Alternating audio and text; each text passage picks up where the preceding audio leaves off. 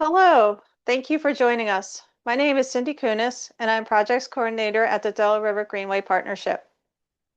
DRGP works to preserve and enhance the Delaware River's natural, cultural, and recreational resources, with education being a cornerstone of our mission. Please save the date, as our next Heritage Lecture will be on June 10th, featuring Samantha Allison presenting Behind the Lines, Female Followers of the Continental Forces. Allow me to introduce our speaker, Dr. Charlie Groth, a Lambertville resident who began studying the Lewis Fishery in 1996 and is part of her doctoral studies in folklore and folklife and has continued working as a fishery crew member ever since. She is the author of another haul, Narrative, Stewardship, and Cultural Sustainability at the Lewis Family Fishery, and is a professor at Bucks County Community College. I'd like to thank the Pennsylvania Department of Conservation and Natural Resources for supporting our Heritage Lecture series. Please enter your questions in the Q&A box and we'll answer them at the end. Dr. Groth, please take it away. Okay, thank you very much. I'm very happy and honored to be here um, and share some things about the fishery. So my title here is Stewarding, Taking Care of Something, Stewarding with Stories, Sustaining Fish and Community on Lewis Island. And here is a picture of the end of the hall where you see the fish and you see the community. So, topics for today. Today, you're going to get a folklorist's approach to Lewis fishery history and culture. And also, I'm going to share some concepts that to explore and apply. I'll be applying them to Lewis Island and the Lewis fishery. And I will invite you to do so as well. Specifically, I'll be looking at sense of place, and I'll also be looking at the a term that I developed, narrative stewardship, that taking care of things through telling, sharing stories. So, a folklorist's take. Folklorists straddle the humanities and social sciences. We are probably the most similar to cultural anthropologists, and people often think that we just study stories, and this study happens to be about stories. But generally, we look at all of expressive culture, how culture is expressed, how it's shown, and we look at expressive culture that is traditional, meaning it's past. It doesn't need to be through generations, but it's past, and it's variable because it's past. People change things. Lynn McNeil, a folklorist and author of Folklore Rules, which is a great little textbook. Uh, she she divides basically folklore into things we say, things we do, things we believe, and things we make and use. And you'll see, I think I pretty much touch on all of these in this presentation. We start usually with field work. We, of course, look at primary sources, visual resources, secondary sources, but we also are out amongst within what we are studying. We typically do participant observation. We observe what we're participating in. And we do a whole lot of interviews as well. So, to give you an idea, that as Cindy said, I started studying this as part of my doctoral studies. And to give you an idea of how long I've been doing it, that baby in my arms is now a 30-year-old lawyer. And she and her younger sister both grew up in this fishery, and they are the the village that helped us raise our children. So in this picture, you also see far to the right Steve Meserve, the captain and the operator of the fishery. And center of those three men is Fred Lewis. Fred Lewis, Steve's grandfather. He was the owner of the fishery, and he was passing its leadership to Steve when I first started studying the fishery. Third man in the vibrant orange hoodie is Norman Hartpence. He was my neighbor, and he was when I first moved to Lambertville in 1990, and he is how I first learned about the fishery. So let me move along here. Oh, I'm going backwards. I've already failed. Okay. So here is Lewis or Holcomb Island. It goes by both names. The U.S. Postal Office recognizes both names as well. And this is a picture I took from New Hope. And if you look, you can see there the island, the point of the island downstream is on the right. If you look very carefully, you can see the footbridge. I know there are people here who have traveled this many times. And there are people who may have never been here. There are some park-like benches, but this is not a park. This is the southern half of the island belongs to the Lewis extended family. Here is the crew's cabin. The top part is the cabin. What's below is usually called under the cabin, and it is not called a shack. And to the left is the house on the island. It was built by Fred Lewis and his brother uh, Bill Lewis Jr. in the early 1930s. And we will come back to this place again and again. So, what you've probably may have heard this fun fact, the Lewis Fishery is the last commercial haul-seine fishery on the non-tidal Delaware. So, commercial in that the fishery sells fish. Haul-seine is pulling, a seine is net, pulling of nets. They're pulled by hands. The fishing is done there. And the Delaware River, this is the non-tidal part. So the tide affects the river up to Trenton, just north of Trenton at the Scudder's Falls, which is also known as the Little Gap, and the Route 95 or 295 now bridge. That is where the above that part of the Delaware, it is non-tidal. The water does not go up and down with the tide. And it has been the only fishery on the non-tidal, the only shad fishery since 1943. So the Lewis Fishery, originally called the Island Fishery, starts with William Lewis Sr., the man here in the hat, all the way to the left. He started leading the fishery very young, the fishery crew. And in 1918, he bought the southern half of the island. And there were two fisheries when we talk about a fishery, we mean the place where the fishing is done and the business as well. And he started fishing what were two fisheries as one, and he named it Island Fishery. And eventually it became called the Lewis Fishery. This photo and a few others you'll see here were taken by a photographer in the Newark Sunday Call in 1937. I put a lot of photos from different times because so much looks the same. But we say it's the last one. In 100 years ago, there were six fisheries in this stretch of Lambertville, New Hope. And between these two bridges on the right, you'll see a little bump out. That's Lewis Island. There were like five there on Jersey and Pennsy sides. And the upper left-hand corner, you'll see Washington Rock, where Washington surveyed the river. You'll see the Wing Dam. You'll see what was the Union Paper Mill, where in the past, most of Fred Lewis's time and before were workers at the Union Paper Mill.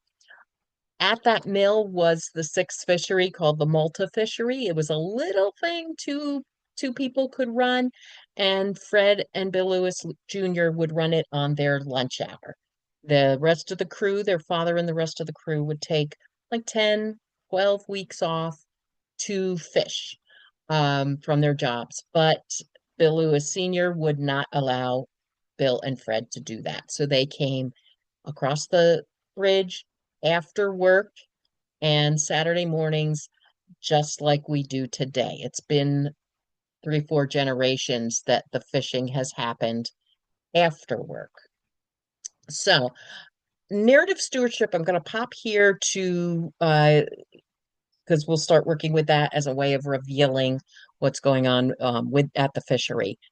So I define this as a process by which people manage or take care of something, particularly a community resources, through the act of telling stories. So here at the fishery, it's yes, it's the fishery, it's the tradition of fishing, it's the resource of the island, it's the resource of the river, it's the resource of community itself.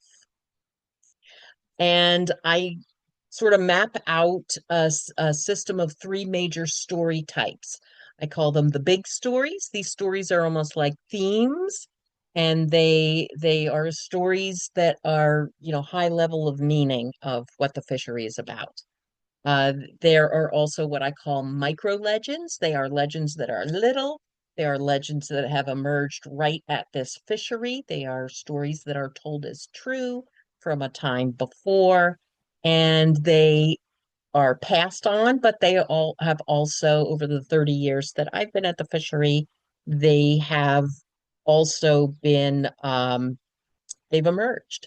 And then there's everyday storying, this with the attention on the verb of sharing stories. And these stories are stories that we often don't, that they'll never show up on a stage, probably not. But they are stories that we all tell. So I'm going to go over each type. And through that you're going to learn about the fishery. So the first story I'm going to say is the sharing of the island, and that goes back to William Lewis Sr. And the family understands that he has given them a mandate to share the island. And when the gate to the bridge is open, people can walk across and visit the island.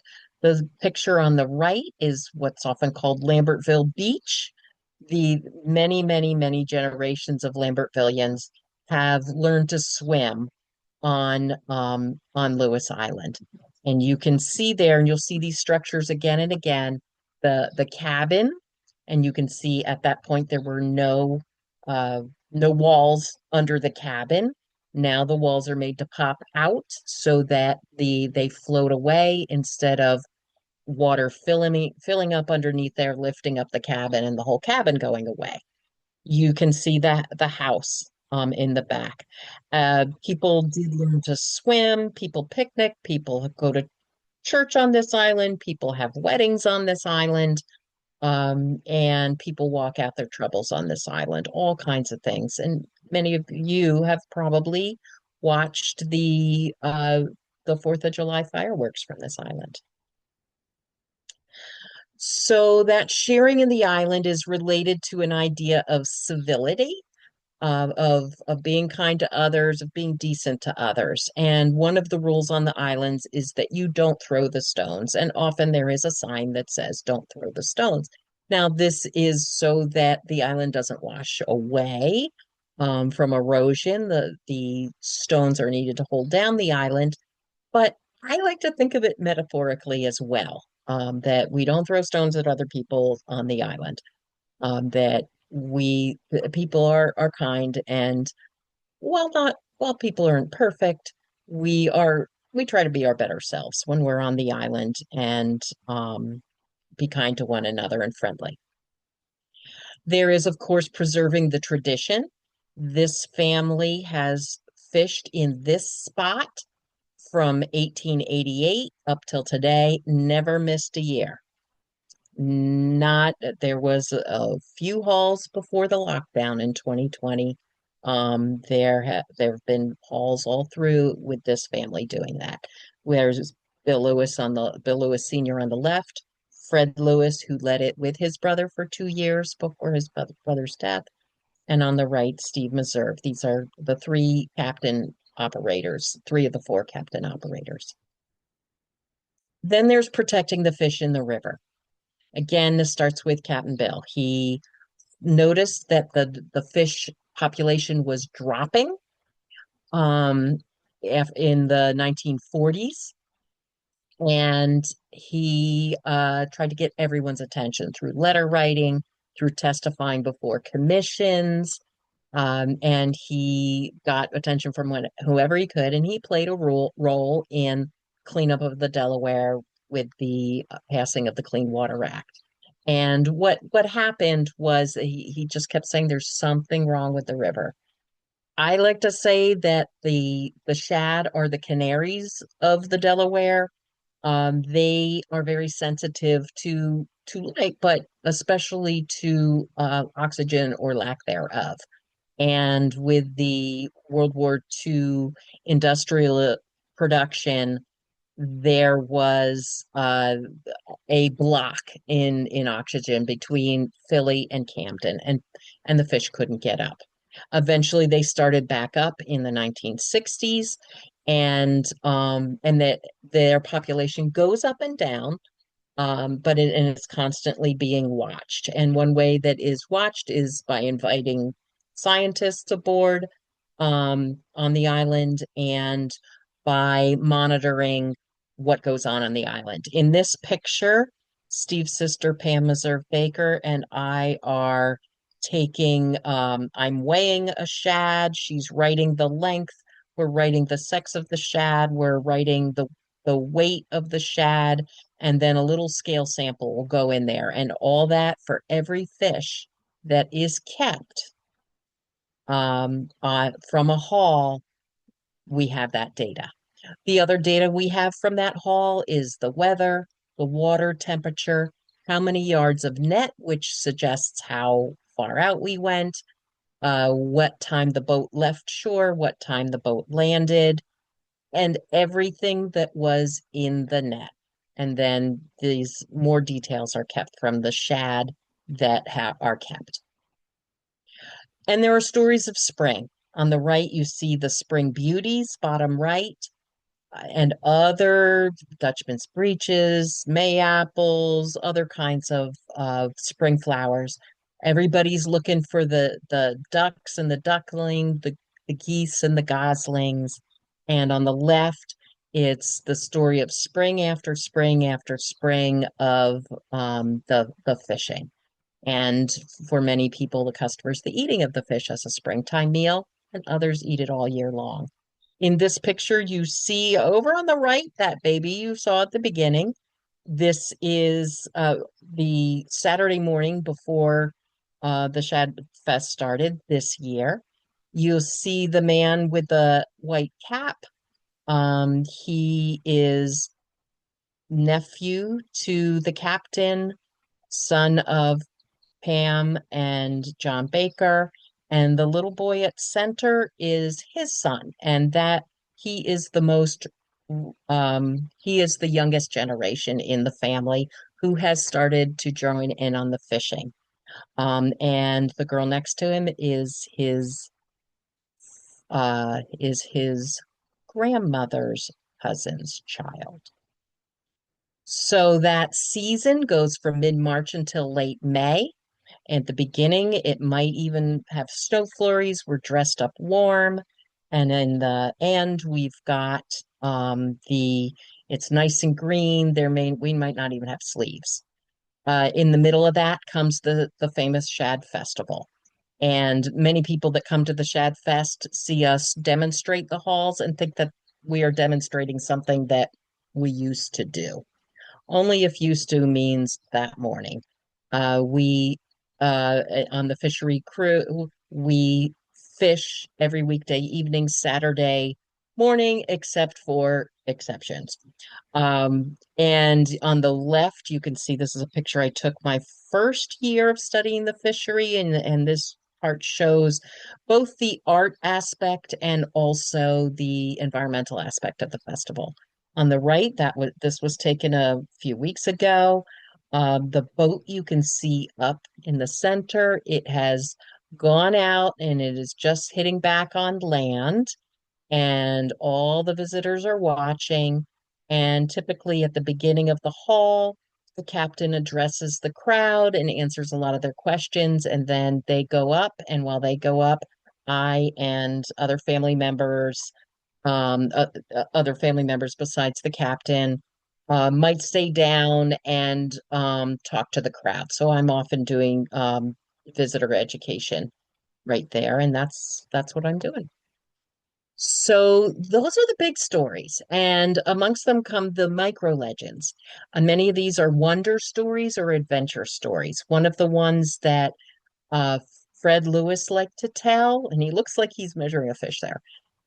He liked to say the longest night fishing was Sunday midnight until 4 o'clock on Wednesday morning, a haul every hour. And fishing could be around the clock, but you had last boat had to go out and still does go out Tuesday, goes out on Sunday at 2 p.m. I'm sorry, Saturday at 2 p.m. and the fishing can't start again until Sunday midnight. And so when a Saturday demonstration hall at the festival goes out before 2, Sunday is everything gets thrown back. That is a just a special demonstration. There's also the night we caught, fill in the blank. The night we caught a beaver, the night we caught a telephone pole. My favorite is probably the night we caught a fish as big as Adelaide. Adelaide is my younger daughter. She was about 4 at the time, 4 or 5, and we caught a fish that was so huge we didn't know what it was. We wanted to measure it. We had nothing to measure it, and we needed to get it right back in the water. It was close to Adelaide's side, so we had Adelaide lie down next to the fish, and we judged the difference in their lengths, and then we went home and measured Adelaide and got the length of that fish. So that was a micro legend, became a micro legend. Other ones are about surveillance, are about monitoring, about looking out for danger of flooding. You could see in the bottom right here when it looks like the river is going to come up. Members of the crew and members of the fisheries family will come down to move things up that are on the island, make sure everything's ready in case in case there is flooding. There is also people that may come visit the island, happen upon the island, and maybe they're nefarious, doing things they shouldn't be doing. But also, we have to watch out for the net. And often people who are doing recreational things on the river will head straight for the net while we're fishing, which would be dangerous to that person and certainly to the net. We would spend a long time mending. And one time a jet ski went running, going towards that net, and Steve Meserve is hollering, "Stop, stop, stop. You're going to the net," trying to catch attention. This is in the middle of the hall. Steve is hollering from the boat, and the guy goes straight for the net, gets tangled up, can't go anywhere. The net is in his propeller. And so the fishery crew rose up to him, and I'm shortening the story. Steve says, "Why didn't you stop? I was hollering." And the man said, "Well, I didn't see you." And Steve answered, "I'm a very large man in a very silly boat. Why didn't you see me?" So you see that's something else we have to look out for is a certain amount of safety on the river. And in this other picture, the captain is walking across the bridge. He's looking down, and he might be looking at where the net is in relationship to the water. He might be checking that the the oars are locked up and the boat is tied up well. But there's those kinds of stories too, things that happen. And then lastly, the everyday storying. These are the how was your day? And that's probably what's going on here with Sue Barmeserve and Tim Genthner and Greg Denage and Lexi the dog, the brown dog. And that's how was your day, bigger problems, problems of fish, problems of the family.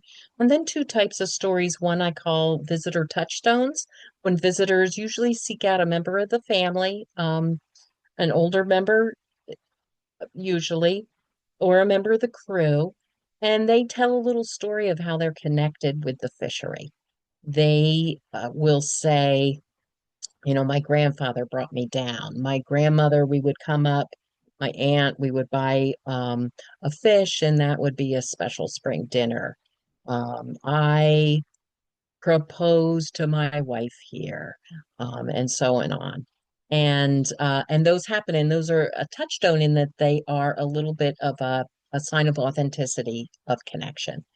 And then we have what I call processional storytelling, where stories are told throughout the hall and stories develop during the hall as people share information. And it'll be a story of that particular hall develops through the process of the hall. And I'm going to introduce a little bit of sense of place theory, uh, and jump with that processional storytelling.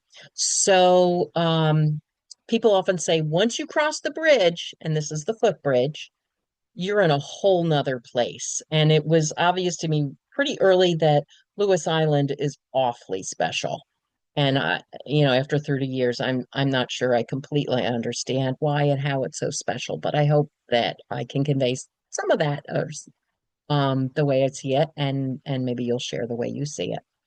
And in sense of place theory, the main idea is that space and place are not the same thing. And Yifu Tuan um, says that a place is a space plus culture plus meaning. Um, and there are a few different scholars who talk about places as being infused with stories. And I'm going to share three different names for it, and they're quite similar. Kent Ryden, who does American studies, folklore in particular, calls it an invisible landscape, that all these stories are there. Edward Casey, who's a philosopher, talks about thickening, that a space thickens into place, where there's this addition of culture. And Barbara Johnstone, who's looking at actually a lot of flood narratives in the Midwest, talks about narrative texture. Again, it becomes 3D. This Casey says thickening is a dense coalescence of cultural practices and natural givens. Now, here's a picture I took this spring, from the mainland, from the lane and the parking lot, and you can see both the natural givens and the cultural practices. You can see a things we do are things we make and use. You see a little tiny fence down here. You see a canal, which is human made. You see a boat, but we're also talking a practice. It's not just the object of the boat. It's not just the type and what that boat is used for, but it's tied up and where it's tied up. Part of that is natural. That's where there's a tree. But also part of that is that there are places, spaces, spots on the island where boats might be tied up and other places they are not. Here is the crew's cabin again. Here is the river, natural, and across a very different kind of architecture, and built back from the edge of the river. Because not only because of flooding, but also because historically many of those buildings were built at a time when the owner um, of the house did not own the fishing rights. Okay, so John Stone says of narrative texture, the texture of a familiar neighborhood is a narrative texture too. When a neighborhood feels like home, the houses and people one passes on its streets evoke stories. And certainly on the island, what you see, it reminds you of a story. Uh, Coming to know a place means becoming a character in its stories and making it a character in your story. So there is an interlinking of that place and individual story um and identity. Ryden says of invisible landscape, and before I go to that, I'm going to point out that this is the same spot, the 1937 and 2008. And on the left, in 1937, the crew is being photographed. This is a staged photo, for the Newark Sunday Call. On the right, these are three of the crew members at that time are putting on their boots, and then they will put on these gloves that are drying. So you see that the same things happen over and over again. And when you're in that space, you think of all the other people that have been there. So Ryden says, for those who have developed a sense of place, it is as though there is an unseen layer of usage, memory, and significance, an invisible landscape, if you will, of imaginative landmarks that there are landmarks that you see something there that might not even be there anymore, superimposed upon the geographic surface and the two-dimensional map. And here we've got Prue in 1937 and 2004, and things that people who were there would see certain stories. People here seen certain stories.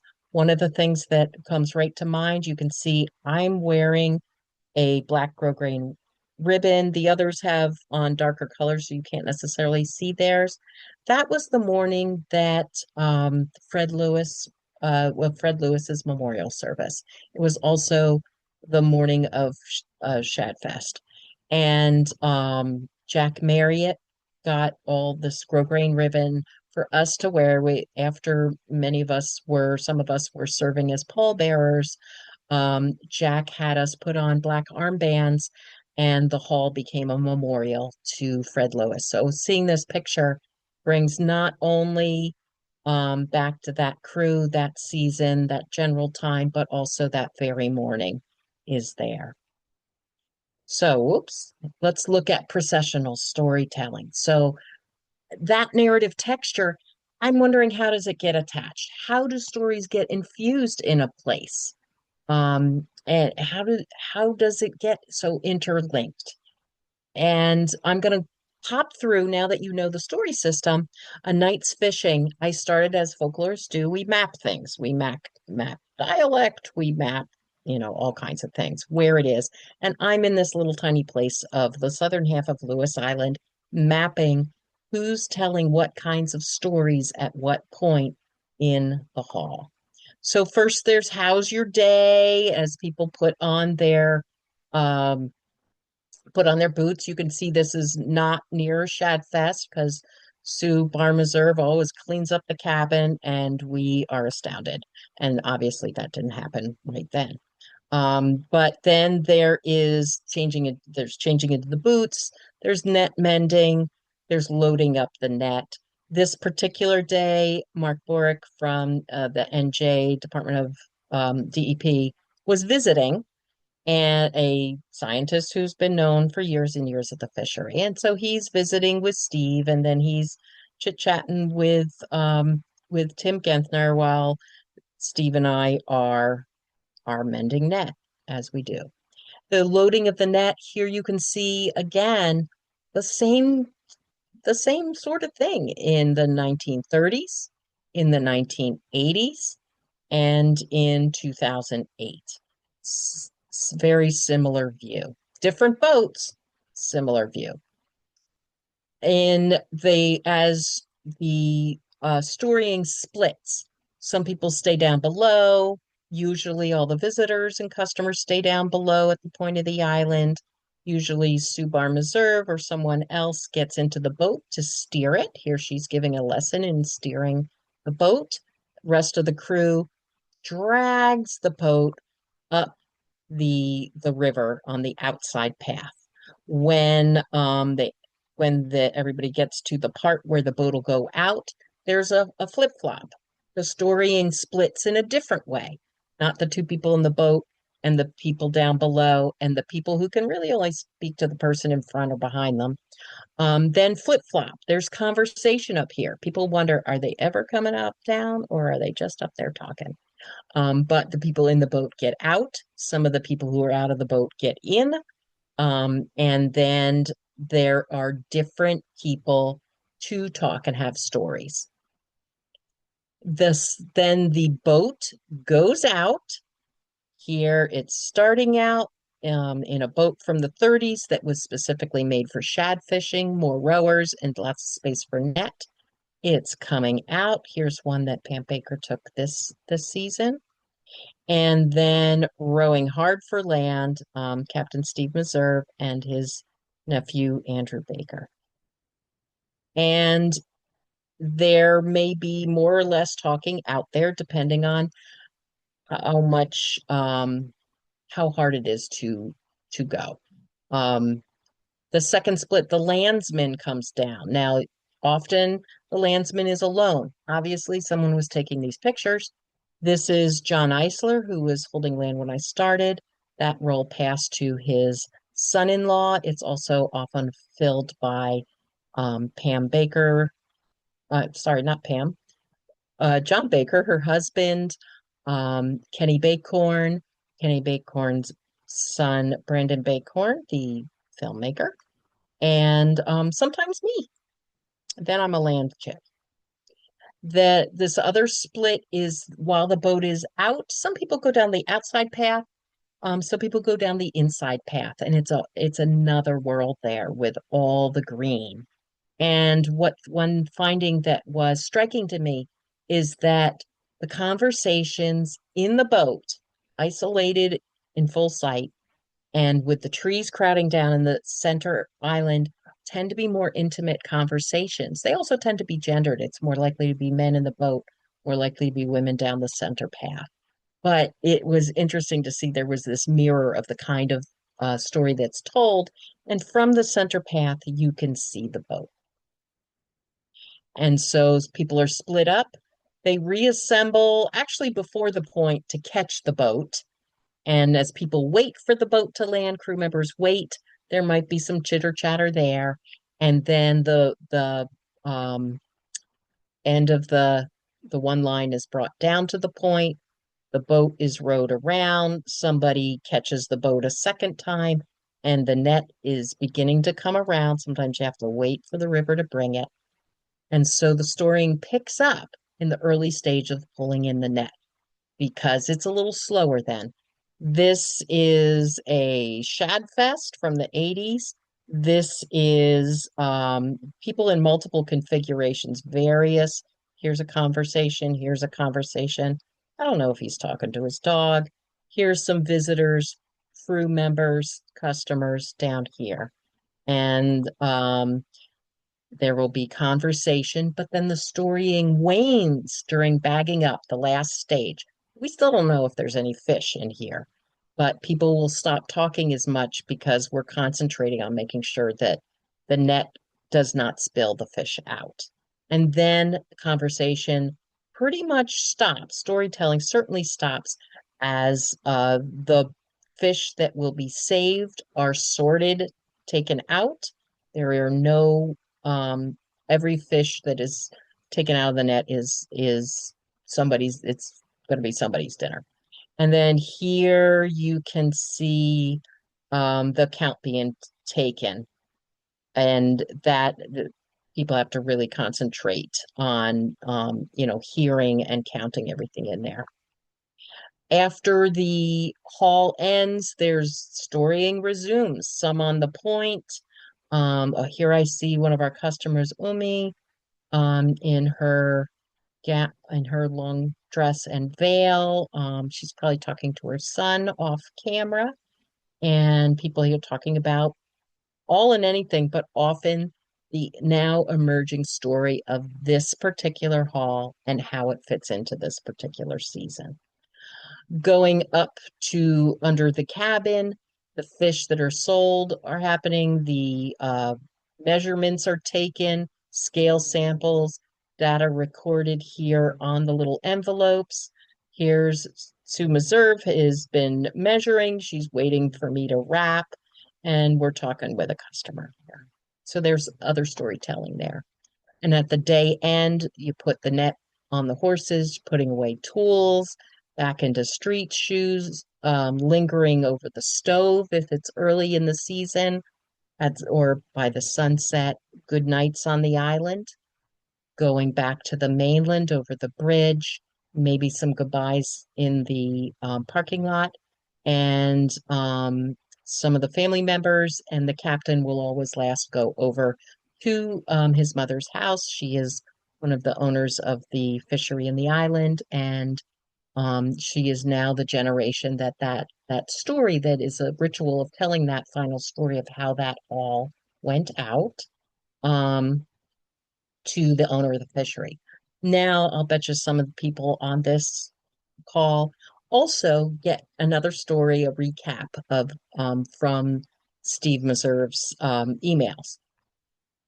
One of the things that was really interesting to me in seeing this processional storytelling is who controls the storytelling. And there is almost like a director, and that director is the river itself. And it's not, as Steve Meserve said, you see the river at a certain height, you see the river at a certain slant of light, and you have, it reminds you of a different hall. What I was also noticing when I mapped is that different stories are told at different places, and depending on how long you are in that place, will determine what stories get told. Um, and the height of the river, which also relates to the speed of the river, will determine where you are and what kind of time you have to tell those stories. So the river can control the storytelling of the night.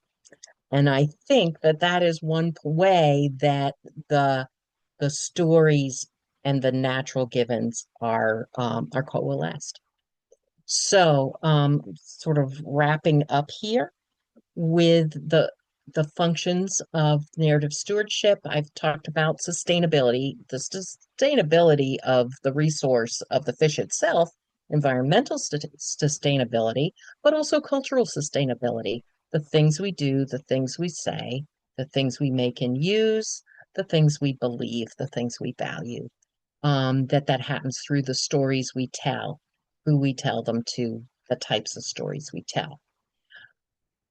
I'm going to move a little bit back to those sense of place, particularly Casey, the philosopher, on the idea of place and the importance of place. They've all argued for how important places are in our identity and in our interaction and our attachment to our environment, the places around us.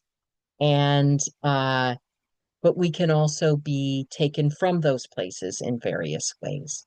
So he says of displacement, we calculate and move at rapid speeds in time and space. We move in time, we move in space, but we do not live in these abstract parameters of time and space. Instead, we are displaced in time and space, and we are displaced by them, by time and space. We are taken out of space, especially he was particularly looking at um, that time from the 1500s and before, when culture was attached to a sense of place, and with the inventions of clocks, we got more and more attached to particular senses of time, and of course that changes culture to culture. Something to keep in mind, he's writing before cell phones and the net really took off to have people interacting with people who are not in the same place as they are. So he talks about the that people feel displaced, they feel disoriented when they are taken out of place. And he has an antidote. He says, you are not in places as a puppet stuffed in a box, but as living in them, indeed through them. You live through the place. They, the places, serve to emplace you, to anchor and orient you, finally becoming an integral part of your identity. This picture that was in this place, a very large tree came down. That was an event. And the big pieces, for a while, we called this little spot Stumphenge. And this is looking down at the Free Bridge between the house, and you can see a different view of the island here. So narrative stewardship can be a tool for re-emplacement, or simply not being taken out of the place at all, but sustaining emplacement. And people talk again and again about their interest, their desire, the importance of them to come to Lewis Island to be in that place. And it's not the only place this happens, of course, as Delaware River Greenway Partnership. We know that this is all along the Delaware and all along other places. So this is used by the crew. This happens with the crew. This happens with the Lewis extended family, the customers, the community, the visitors to the island, even just for the festival, and media. And speaking of mediated and speaking of technology, here this is after one haul this spring, and these are all members of the Lewis extended family, and they're taking pictures. You can see they enjoyed the sunset. They're enjoying the sunset, and Pam Meserve Baker and her son Andrew Baker are taking photos of it. And one of the stories, similar to the way that the Captain Steve Meserve does almost a blog of each haul and shares this with people who might be coming down to the island. Pam takes a picture and she shares on social media. It's often of the sunset of each day of fishing, of each day in this place. And that is an emerging story of a season and of a place. So I am going to end with a question for you all. I hope that you've learned more about the fishery. I think some of you have not learned anything because I know there are crew members and fishery family members here tonight. But I hope that others have learned more about the fishery in Lewis Island, found something interesting, have been reminded of their times on the island, or their times in other places that are important to you. And I leave with this question: how does narrative stewardship, how does taking care of resources, community resources, um, through telling stories, how does that figure in your sense of place? And it may be particular places that come to mind right away and the stories that are attached to those places. How how have they figured in your sense of place? And how might they figure? How could they figure in the future in your sense of place? And with that question, I will thank you all and thank especially the Delaware River Greenway Partnership for having me and open up to questions and discussion, which Cindy's moderating. Yes, thank you very much. We do have a few questions already. So, how long has the family been documenting the catch in the way that you described, and why did they start? Okay. So this is interesting. So numbers, not exactly this way. Um, numbers have been are going back to 1890. This is the largest numbers and not as particular as that. And then with those numbers of what's caught and how's caught, when Steve took the leadership in 2004, one of the things that he started counting was not only the total fish, um, but also the ones that were thrown back. And then there have been certainly 30 years. I would defer to Steve maybe if he can put into the chat when he remembers that for the fishery first taking the length, the weight, the sex, and the scale sample. There were other things. There was at least one season where we were taking the tiniest snip off the tail that a scientist up in Canada wanted. So we'll let maybe you can monitor. I see we've had one more. Did Steve answer? Did he say when we started getting that level of detail? Not yet. So, Okay. I'll keep an It, eye on that. you keep on that. Someone may know. Um, but it was being done when I started that we're getting that scale sample. And the scale sample, the reason that sample is taken, and it is not just a bunch of scales, it is the scale for that particular fish of that weight and that length. Because that's another way for scientists to monitor what the fish population is like. The shad, it spends most of its life in the ocean. It goes back to the freshwater river where it was hatched to spawn. And then it will, one thing that you can see that the scales are like the rings on a tree that say how old it is. And when there's a particular ridgy ring, that is a year when it spawned. We get repeat spawners. It's not like it's not, one and they die. Um, but some scientists are looking at, okay, are there things we can look at, now that we know what we know with DNA, can we see where the fish that come to that river spend their time in the ocean? Great. Steve did put into comments, he thinks it was about 1994. Oh, okay. So 2 years before I started looking.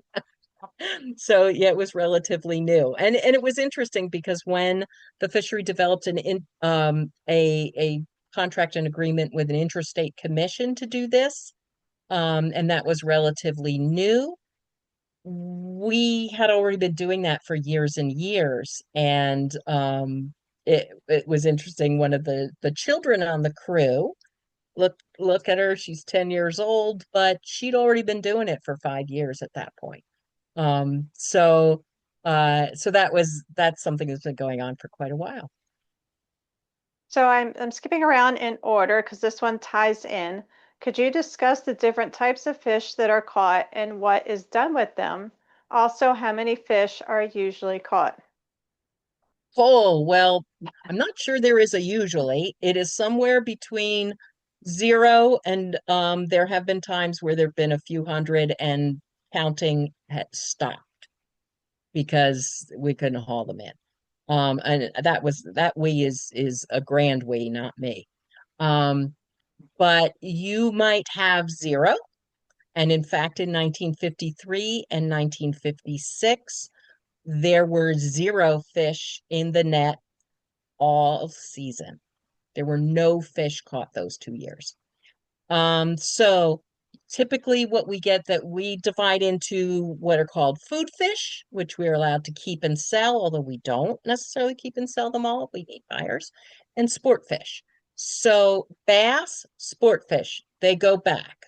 Stripers, bigger than my hand, my little Brady Bunch box here. Um, can't keep those. The visitors and line fishermen watching us fish, they just about start crying when we throw back these huge, not in our license, not worth it.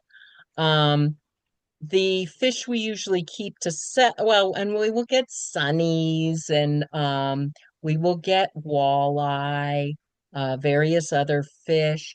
The ones we keep, if we have buyers, are shad, of course, catfish. We had early this season, we had like 60 catfish, 66, I think it was, catfish in the net one night. So, uh, carp, very big, quillback, which is sort of a relative of the carp, um, the American shad, the most delicious shad, Alosis apidissima. But there's also another kind of shad, the gizzard shad, that don't nobody want. Sometimes people try them, but they usually don't try them a second time. Some people buy them to be bait or yeah. So let's see. Suckers. We didn't see. I wasn't there when a sucker came this year. So these are the different kinds of fish that we typically see. And um, if we have a buyer who has said, yes, I want this many fish if they come in, then we will take that fish out of the net if it is in our license, if it is a food fish. Some shad get thrown back because we don't have buyers or because they're so small. And typically what will be said, often the captain will say it, is that one's worth more to us in the river because it will come back and spawn another year. So let's see. So what's done in terms of food, different cultures have different ways of cooking them. And I did do some interviews with people from different ethnicities. So a lot of the customers are from India, Bangladesh, and also Pakistan. There was a similar fish called the hilsa or the bing in those areas. And a fish is giving a fish to someone, to your host when you visit, is an important tradition, food tradition. Folklorists call them foodways. Um, Typically, people from that area of the world will do some sort of curries, various kinds of things, and we'll preserve the fish all year long. And there's one family that between that and the Isles Community Garden Program in Trenton and the man is now passed, but the father would fish also down in Trenton using that his net from Bangladesh, a one person net. So that was done. Often people, various parts in Asia will steam the fish with banana leaves. In People from China will often take the suckers and make a fish paste to flavor other fish all year long. Typically, African Americans will bake or fry the shad. Typically, European Americans will um, bake or grill the shad.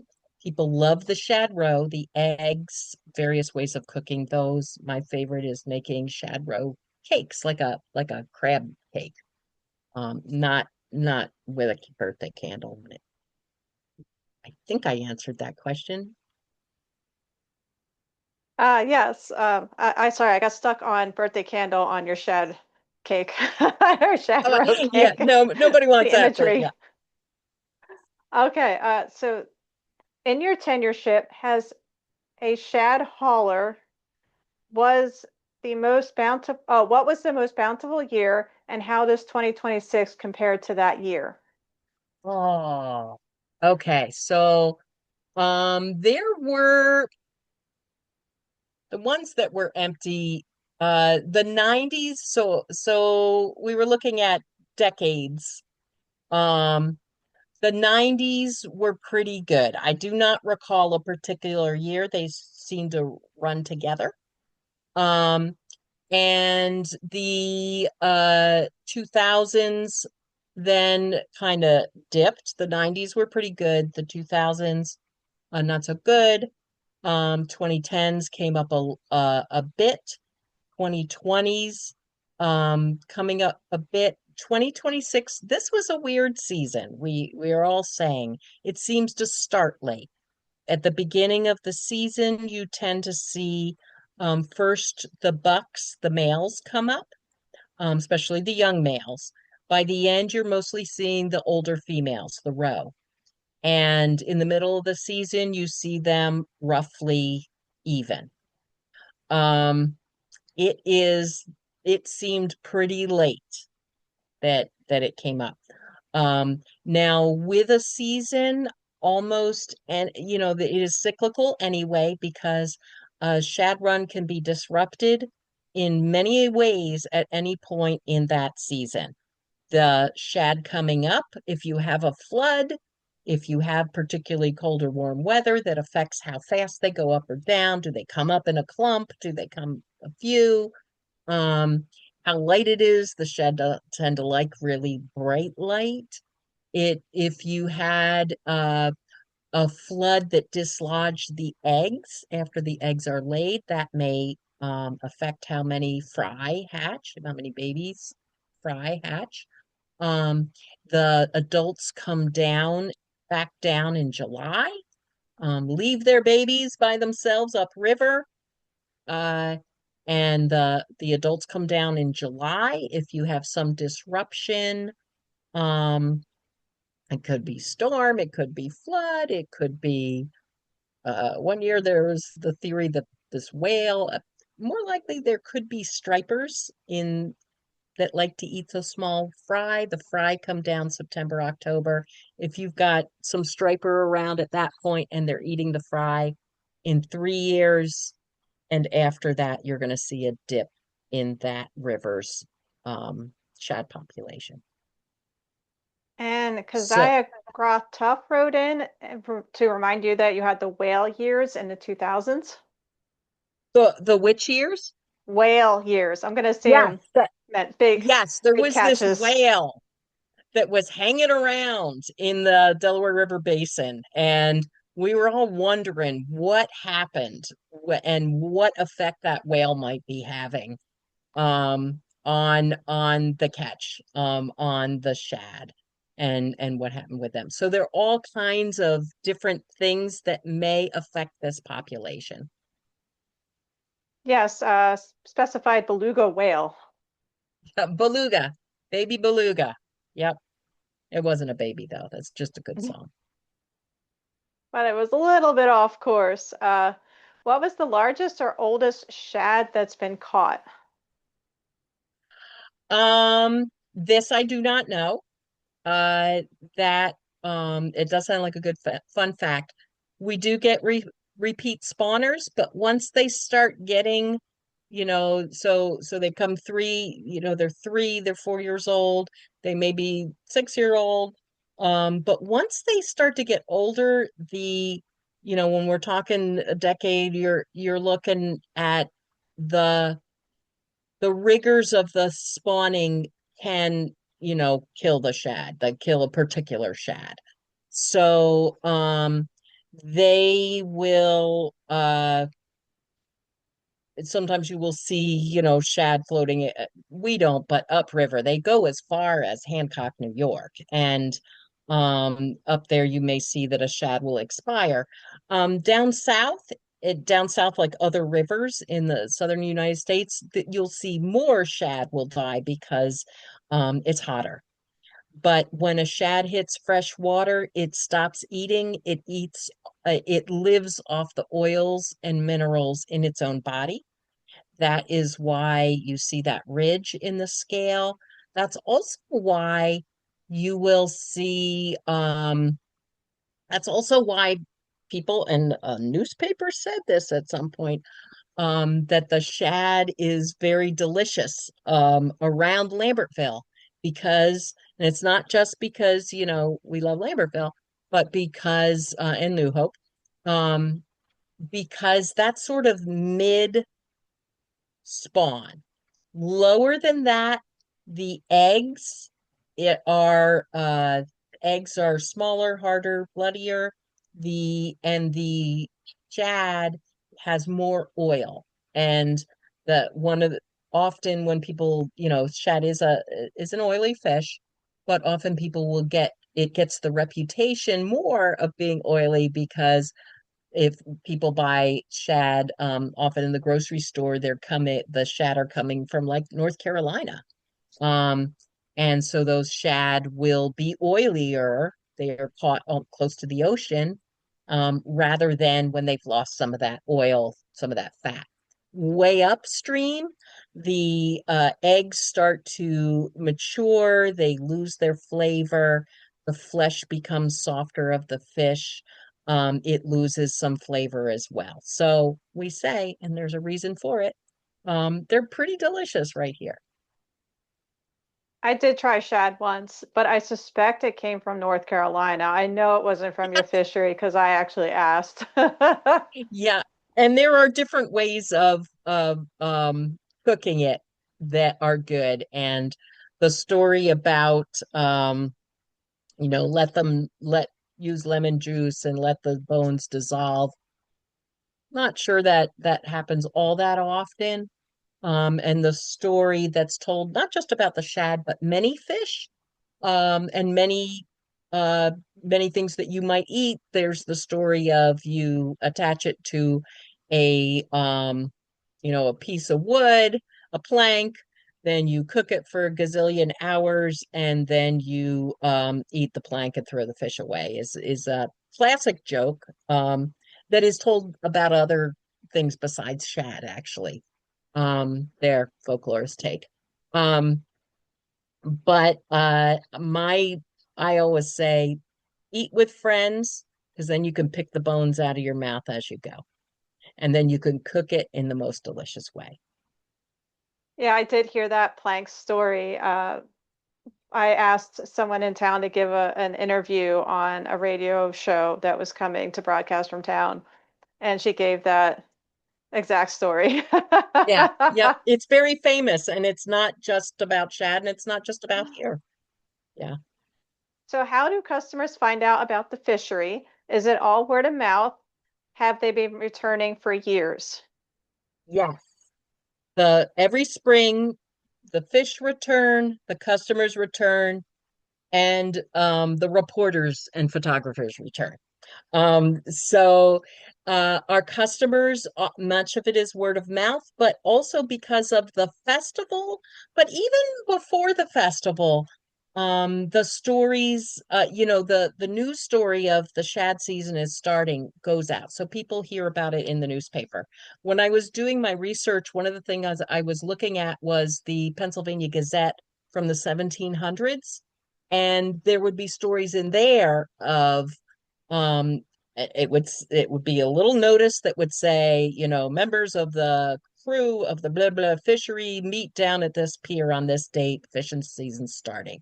So people would see that for now, what is that? 300 almost 300 years ago. We're seeing that story in newspapers. But also on the news, that'll come up. Just a couple weeks ago, there was a picture of the fishery in the New York Times, but locally as well. And of course, now by social media. I would say through many of the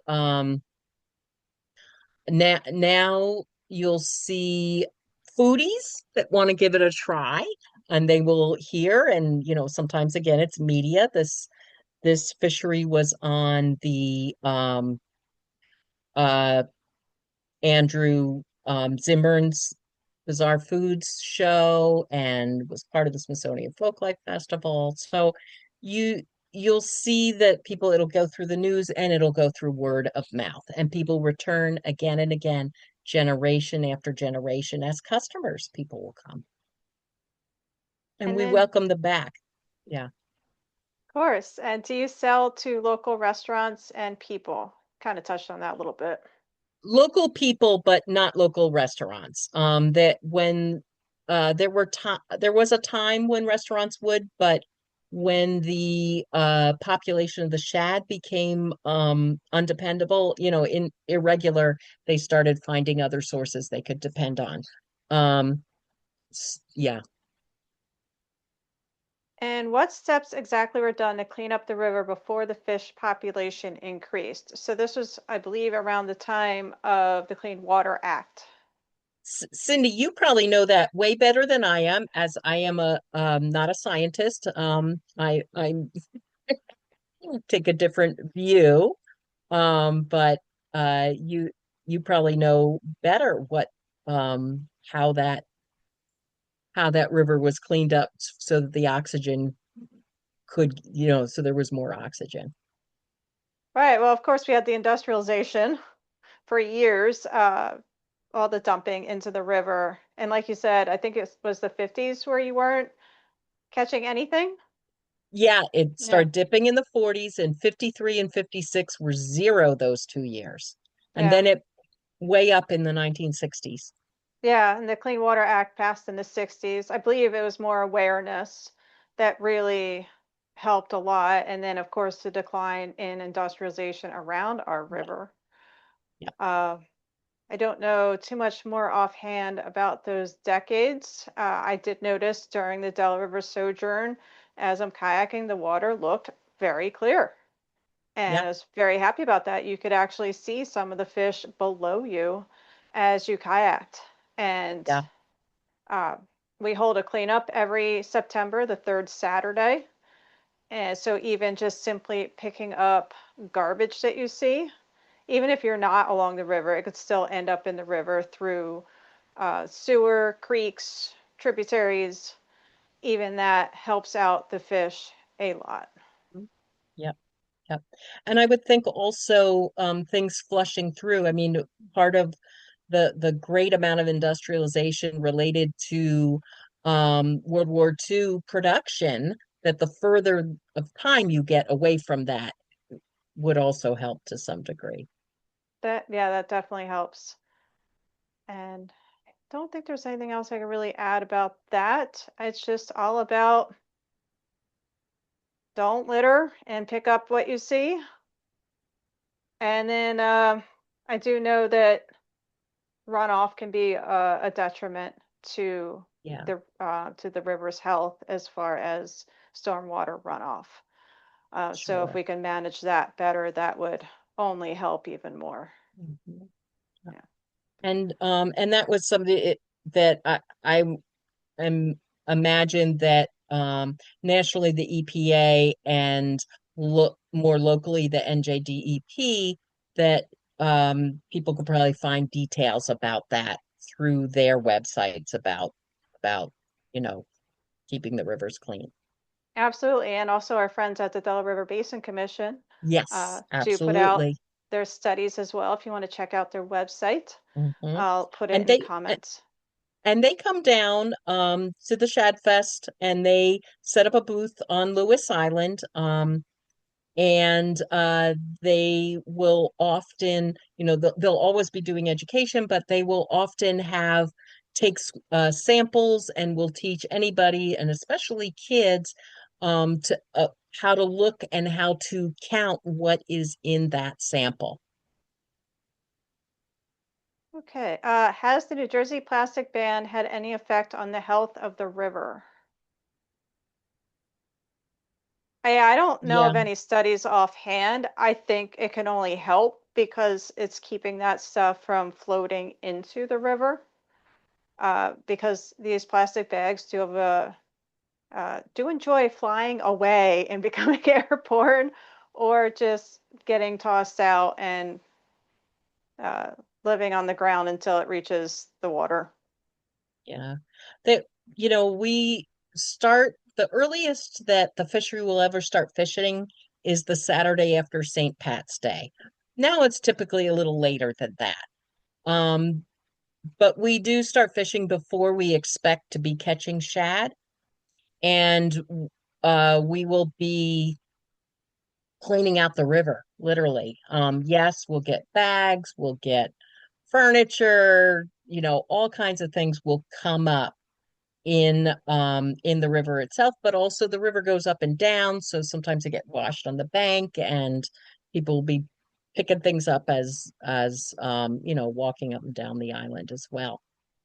So cleaning out the river, because the net goes way out, it hits the bottom, there are pieces of lead holding the bottom of the net down, so that that net goes to the very bottom. And so in that area where the fishery is, garbage gets pulled out, and taken out of the river through the process of fishing. Well, thanks for doing that cleanup. You're welcome. The unintentional cleanup. Yep, So one yep. time, mhm, go ahead. And yes, the river's clean. It's better for the fish that we're catching, and also, um, we build our muscles before we really need them. Right, right. Yeah, because that haul can get heavy.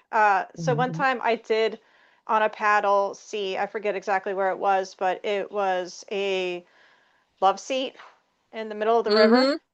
I was thinking, watch out for that rock, because I would probably paddle right into a rock. And I realized, wait a minute, that's more of a Wait rest a stop than second. a rock. Yeah. One of the hardest things was a construction sign.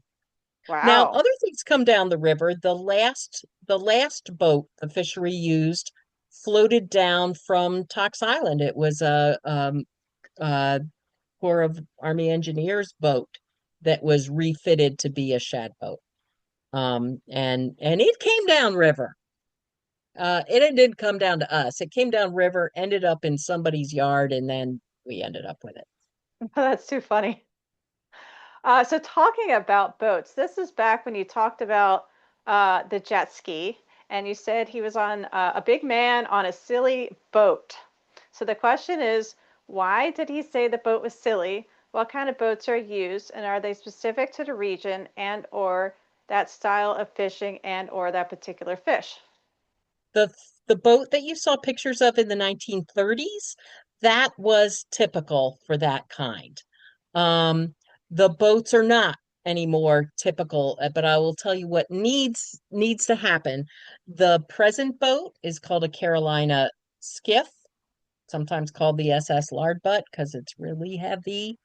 Um, and and then the previous boat, the Tox Island Dam boat, again, what you need, and this is one of the reasons that this fishery has lasted so long, is that people look at what do we need to have happen, um, or what do we need to do our work, and it needs to have enough a flat bottom, pretty much flat bottom, so that you can get the net in there. It's got to be large enough for a net, large enough for a couple of rowers and a poler. The captain will take a pole and push in at the last minutes. For that, he is making sure that the net pays out and doesn't get tangled. And then there's people rowing. Sometimes he does both roles. Um, not row and pole, but pay out and row. Um, this needs to be a rowboat. There was at one point that people were wanted to experiment because people are all saying, "Why don't you use a motorboat?" And there was an experiment that some people were making a haul, getting nothing with a motorboat, and with the rowboat went in right after them, and the crew got fish. And what was decided was the problem with a motorboat is that it pulls on the net steadily. And since it pulls on the net steadily, it pulls the bottom up and the fish just go under. But a rowboat, I mean, you can see sometimes you feel really bad for the rowers, because the boat like goes forward and back and forward and back. And sometimes it seems like they're not moving at all. But when they are moving, that net may come up a little, but when they return in the row, um, in the rowing cycle, the net goes back to the bottom, so the fish are kept. So it's important, sometimes these old ways work a little better. And this is one of them that having this rowboat. Now, in terms of studying fish in the population, having this basically done the same way for almost 140 years with total counts, that is a gold mine of data. That's very rare, and that is why there's this agreement with the Interstate Commission to collect this data. Yeah, that is fantastic. You're collecting that. So And after, the oh, I was going to say the boats are retrofitted. They're not meant for this. So they're retrofitted. They are made for, well, certainly the boat now is made to have a motor. And so they're retrofitted with oarlocks, and Sue Bar Meserve, who is a theater carpenter and technical director, master electrician, she makes the oars out of 2x4s, and then, there's a blade too. And so, yeah, they're kind of funny looking oars, and that may be part of why Steve says it's a silly boat. They also will build a flat bottom up above, the very bottom that will there's always a little water down there, so that'll keep you a little dry. fantastic. Yeah, I didn't know about the how the oars were made. So when the jet ski hit the net, how badly damaged was your net? I do not remember. I don't think I was there at the time. I think this might have been pre me. But let me tell you that we can spend a long time mending the net on any given evening. And that's one of a great source of humor when crew members are like, let's fish, let's pretend that hole doesn't exist. Um, and smaller ones, and actually here's a bit of folklore. The holes themselves have names. There's a box where there is a crow's foot where you've got a box and two pieces are broken. That's called a crow's foot. So sometimes a piece of net can be damaged so bad that it will be completely cut out and another piece of net will be put in. And that you don't just buy that net, you buy the netting and then Steve goes up in the cabin, gets the wood stove going, and he actually melts down lead in a little form, and then those little like ingots will come out, and he'll get out his hammer and his anvil, and he'll flatten the ends, and then he'll beat them around the bottom line. The corks on the top, sometimes they're corked, now they're like styrofoam. There have been times when they have been pieces of wood rounded off with a hole through the middle to hold the top up. So there's a lot of work to it. And then there's certain I've assisted with hanging net where you get the netting to go between the bottom and the top. And those corks go through like beads, and there's certain knots you use. Wow, so there's a whole craft to this.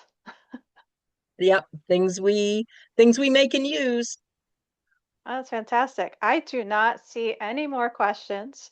So, Charlie, thank you so much. I want to thank the Groth and Meserve family for also putting in some comments to add to the conversation. Thank you for joining us. Even though you know this very well, you listened in, and I appreciate it.